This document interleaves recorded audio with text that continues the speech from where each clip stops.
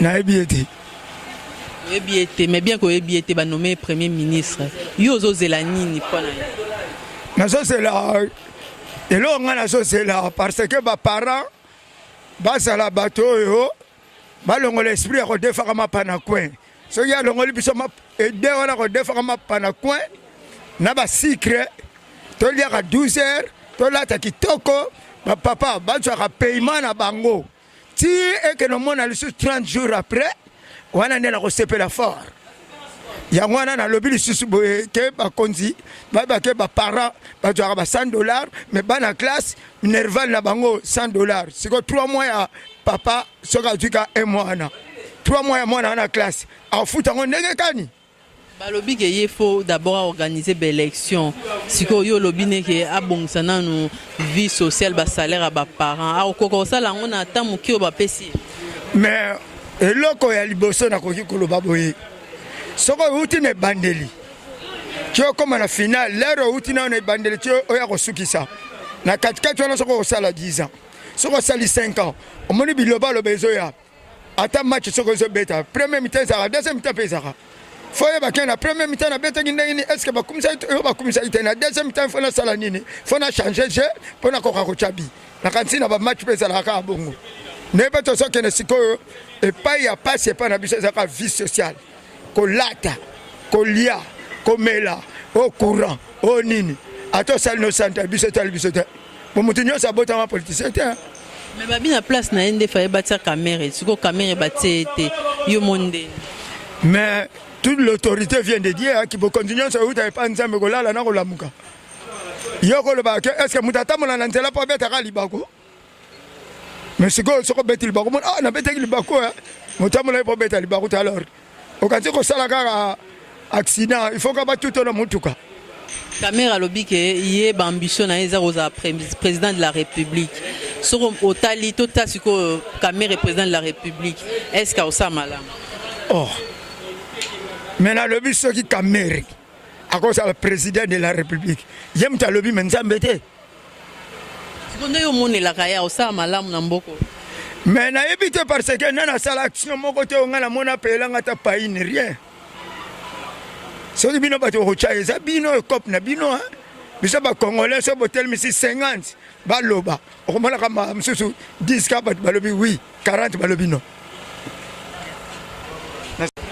Bon, pour le moment, net sami banga, net ngabo. Comme premier ministre, ça c'est la.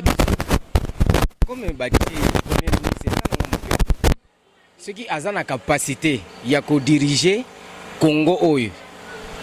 Ceux qui ont kokeza malam, ceux qui ont kokate, c'est le temps. Tant que bango bajo tchabaye bape muto est azap populaire na batu, bien azap popularité.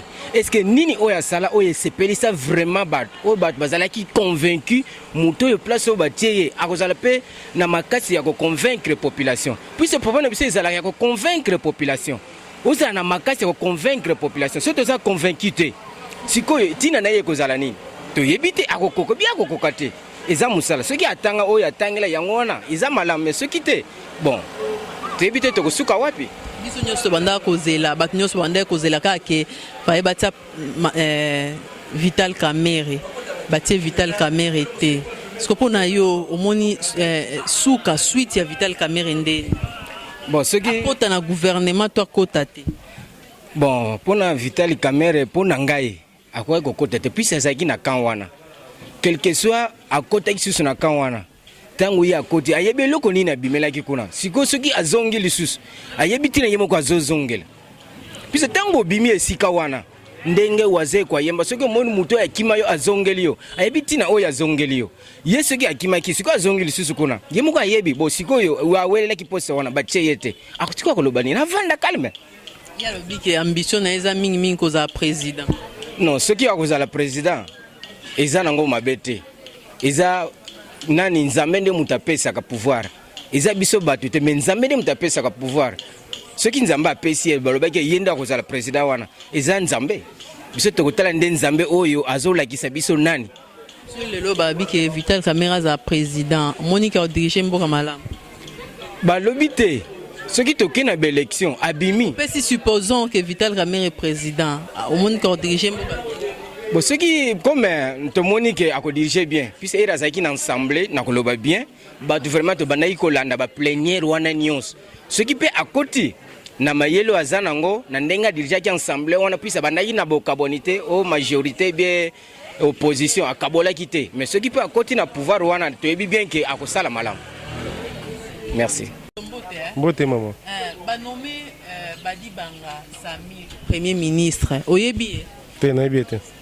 Mon a patate na na ibete mais nazo kaka o azaki na opposition soki azaki ndeni na ibete na ibete yo zo zela nini ba nommé premier ministre na temps o mboka na msuzo traverser ozo zela nini a celle ba population ni ba congolais ni ah bon ako que ça soucie peuple là ako que ça soucie peuple pour marambo o peuple azo zela na mona ngote donc peuple azaka toujours na souffrance et ceux qui soit disant opposants ako que ça soucie peuple.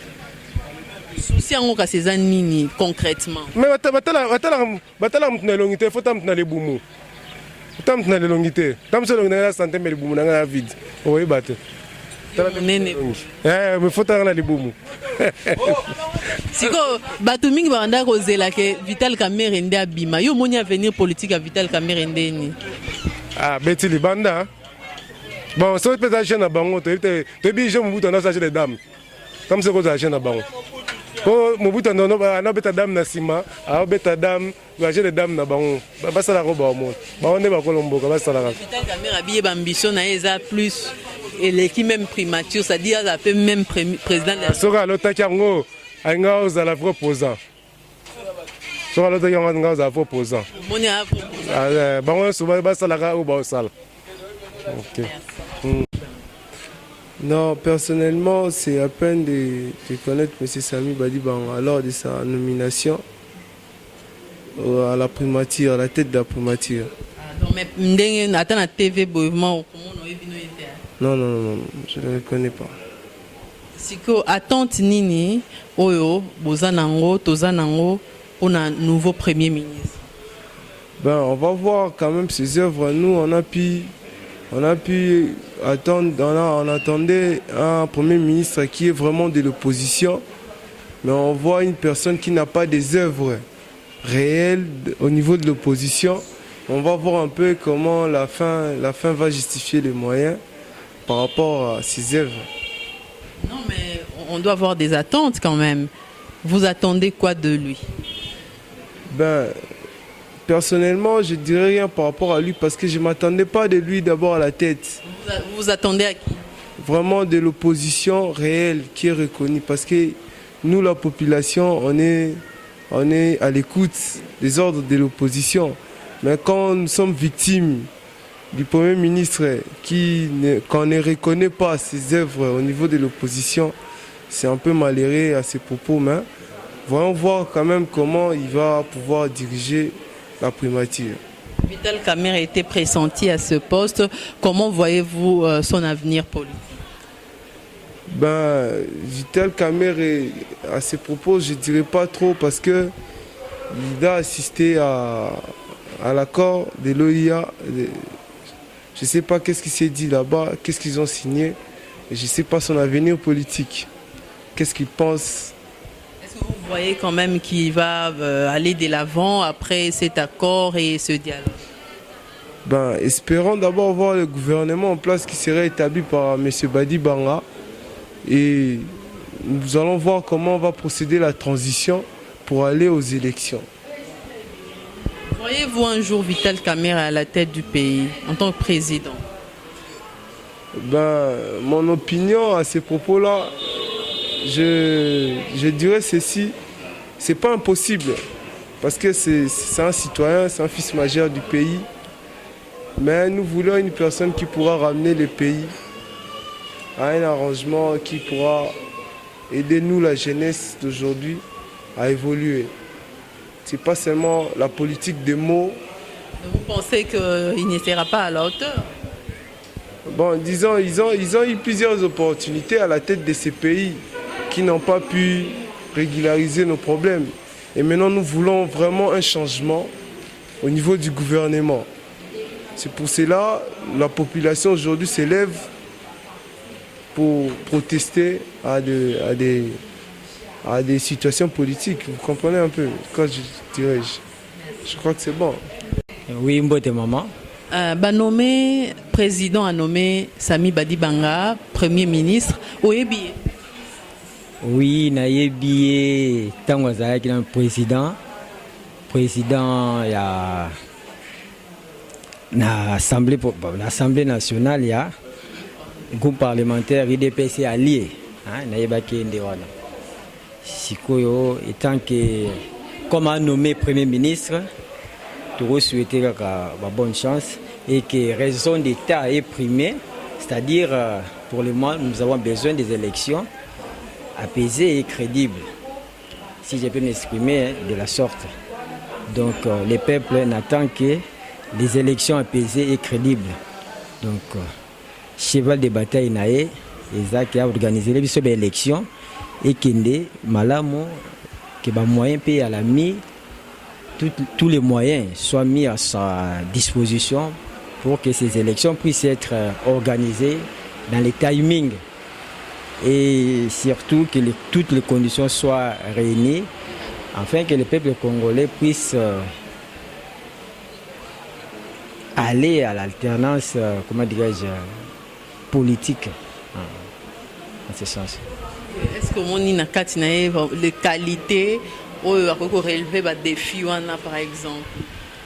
Bon, namoni bapesa qui portrait naé, mon parcours né à Salaki. Bon, on ne peut que souhaiter bonne chance bientôt zélaye na pratique, c'est-à-dire côté vraiment en pleine fonction totale ba prouesse naé ndenga go évoluer. Mais poste wana ming qui pressenti Vital Kamerhe. Est-ce que vous moni après nomination na boy avenir politique à Vital Kamerhe ndeni? Bon, sur cette question, je pense avant que Premier ministre Sami ait la nommé, je pense qu'il y a eu consensus entre Bato Bakota qui na OIA, na Sita OIA pour un dialogue, entre parenthèses, dialogue national, politique dialogue national. Certainement, va trouver consensus avant que va nommer Premier ministre. En ce qui concerne la carrière, il y a M. Vital Kamerhe. Bon, si il a dit il n'était pas en deal avec les pouvoirs. Bon, si il est réellement un opposant, je crois qu'on continue dans l'Itnae et que chemin Zana Moulaye à parcourir.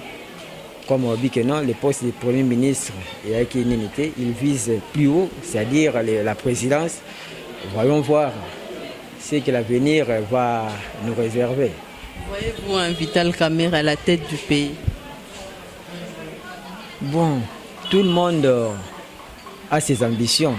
Comme l'a toujours rêvé de devenir président un jour, il doit se battre. Comme c'est dit toujours un opposant, il doit se battre pour arriver à la magistrature suprême de l'État. Donc, président de la République a aussi nommé Sami Badibanga, Premier ministre. Oyebi. Bon, na yebi en tant que mokonzi na côté IDPS, azalaki na niveau ya parlement na yebi na côté wana. Au moni que azan ba qualité ya ko assumer réellement fonction ana, est-ce que ko kanata muke o ba mission ba pesa? Bon, vraiment nazo pesa une chance mingité parce que d'abord azo kota na période moko situation est tellement difficile. Donc je vois ça très mal à Koki s'en sortir. Et puis en plus, transition Balobi il y a presque une année. Je vois ça très mal M. Sami Badibanga à Koki s'en sortir. Donc à côté na katalizi bamoko pour abime kozalama passer pour naé. Alors na poste wana batuming bando kanisa ba renommé Vital Kamerhe. Ce que yo moni suite ya avenir politique à Vital Kamerhe ndeni. Bon, on a ebisaki bateau et na mona ki M. Vital Kamerhe okende na dialogue et pas na kamwaki parce que azaki parmi bateau balingaki makamba dialogue te au début mais rakota ki comme ça ingai mais na lobaki likamonde balobaka na lopoto aza politicien il a fait son choix Donc la politique soki osali choix na yo ba conséquences yo moko nde subir ba conséquences wana. C'est-à-dire l'avenir nous dira effectivement ce qui est vital la population et qu'on a confiance na ye ou pas. Même il a fait son choix, il est moko ko subir ba conséquences ya choix salaki. Bonjour madame. Sami Badi Bangaza nommé Premier ministre. Oui, bien. Bon, nayoka keno na mona ete. Siko ozozela nini na action na ye en tant que Premier ministre? Bon, pona ngai na mona ngo ba avanti. Ya lokola bana so ba osakana. Baninga batiki mona ba osakana pembeni na libulu, baninga batiki mona libulu. Bazuna bonda ku azangi moyo obima. Basali ba avanti na bango après basimbise touche. Parce que ce total na un mois atikali nango banemo premier ministre soza ki ngai na ondimata mukete bon lokola ici eye tu souhaiter ka chance premièrement acha na nzambe liboso eza facilité pour na ko battre akosomba pe mitema ya biso peuple congolais na ba acte ya malamu en sala. Parce que il a nommé Premier ministre na moi un mois tout tikali nango pour na pouvoir na bango koya. Bijango to retikala 4,5 millions. Siko yesusu aye lisusu pour tikala 1 milliard. Monter que après ça biso mutu pas et maman so pesa biso mutu passe. Maman pesa biso mutu passe. Et tant que congolais et tant que na congolais lo na loba kaka alamuka sentiment qui premier ministre et ça l'était parce que monsieur baganga basimisi Vital Kamerhe touche basali boy et pas nanga na trouvons normal et ça likamboye bon ba lukandeni ba se racheter pour bâtir la pepele basimisi touche et tant que congolais lo na loba ne kaka azamaeli. Si Vital Kamerhe touche Nandé. Parce que Vital Kamerhe a trahi Congolais, trahi peuple, a trahi INC. Azaki na opposition, a été dans la majorité. Comme dans l'opposition, au sali parti na peuple a le mutema, mais au trahi sous peuple. Ok kuna, tant ok Luka, bacho premier ministre. Celui qui du pont ngai Vital Kamerhe afuka makumi sanzambe. Parce que a risqué alinga simba touche au badi bango simba ayebi mutuna makolote yenda alinga simba réputation nge beba lisusu makasi ya on a vu monsieur Vital Kamerhe courage parce que eza choix na pona ki ya sala parti na e ya okenenzela na e na pesera courage alemba te a continuer kana musana.